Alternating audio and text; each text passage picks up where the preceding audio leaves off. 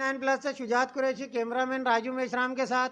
हम इस वक्त अभी कामठी शहर में है और कामठी शहर की जनता जो है बहुत परेशान है। जब से लॉकडाउन चालू हुआ है कारोबार सारे सबके बंद है, धंधा पानी या फैक्ट्रीज वगैरह जो है कंपनी वगैरह सब बंद है। और जो आरबीआई जो बैंक है सारे बैंकों में ये आदेश दिया गया है आरबीआई की ओर से कि 3 महीने की ये जो ईएमआई है उसको माफ़ किया जाए और उसको आगे पीछे किया जाए। क्योंकि क्या है जब से लॉकडाउन है अभी जनता की ऐसी स्थिति है ही नहीं कि वो अपनी इंस्टॉलमेंट भर सके। तो ये सब चीज़ों को देखते हुए और जनता की परेशानियों को देखते हुए हमारे राष्ट्रीय आरएसएस के नागपुर डिस्ट्रिक्ट के जो प्रेसिडेंट है अकबर बादशाह साहब, उन्होंने एक लेटर लिखा है आरबीआई को। आइए वो अभी हमारे साथ है, हम इनसे पूछते हैं कि आरबीआई को जो आपने लेटर लिखा था आपने लेटर पैड पे वो किस लिए लिखा था और किस मकसद से लिखा था। अकबर भाई, आपने जो लेटर लिखा है आरबीआई बैंक को तो वो किस वजह से लिखा है और उसमें क्या मांग की है आपने। राष्ट्रीय स्वयं सेवक संघ के नेशनल प्रेसिडेंट जनार्दन मोहन गुरु जी और नागपुर डिस्ट्रिक्ट प्रेसिडेंट होने के नाते हमारी ओर से आप सभी लोगों को रमज़ान महीने की बहुत बहुत मुबारकबाद। जैसे कि आप सभी लोग जानते हैं कि समस्त भारत में कोविड-19 बीमारी के चलते केंद्र सरकार और राज्य सरकार ने संपूर्ण भारत में लॉकडाउन का आदेश दिया है। और केंद्र सरकार और राज्य सरकार द्वारा आरबीआई को दिए गए आग्रह में कहा गया था कि आरबीआई के अंतर्गत तमाम बैंक व वित्त संस्था अपने ग्राहकों के खातों में 3 महीने की ईएमआई में छूट दें, माफ करें।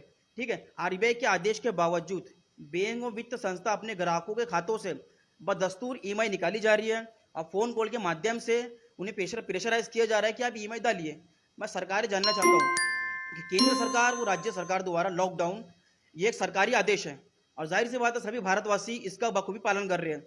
इसका रिजल्ट ये हो रहा है कि सभी लोग 2 महीने से, सभी भारतीय 2 महीने से अपने घरों में बैठे हुए हैं। कंपनी, इंडस्ट्रीज, फैक्ट्रीज सभी बंद है, तो उनके पास इनकम का कोई जरिया नहीं है कि वो सरकार को ईएमआई पे करें। तो इसीलिए हमने आरबीआई को लेटर के माध्यम से जानने की कोशिश करी है कि केंद्र सरकार और राज्य सरकार ने आरबीआई को क्या आदेश दिया, आरबीआई ने अपने अंतर्गत बैंक और वित्त संस्था को क्या आदेश दिया और बैंक और वित्त संस्था अपने ग्राहकों को किस तरीके से सुविधाएं प्रोवाइड करवा रही है। और यदि बैंक और वित्त संस्था अपने ग्राहकों को सुविधा प्रोवाइड नहीं करवा रही है तो आरबीआई ने उन पर क्या कार्रवाई की। इस तरीके से हम कुछ सवाल उनसे जानने की कोशिश करें और हमें उम्मीद है कि बहुत जल्द हमें इसका जवाब मिलेगा। और उसी तरीके से जिस तरीके से सरकार ने, रिजर्व बैंक ने लगभग हजारों करोड़ रुपया उद्योगपतियों के माफ करी है, तो मैं सरकार से जानना चाहता हूँ, आप सभी लोग से जानना चाहता हूँ मैं, जब सरकार करोड़ों लोगों का, इंडस्ट्रीज का, फैक्ट्रीज का करोड़ रुपए माफ कर सकती है तो क्या सरकार 3 महीने की ईएमआई को पोस्टपोन करने के बजाय उसको माफ नहीं कर सकती है।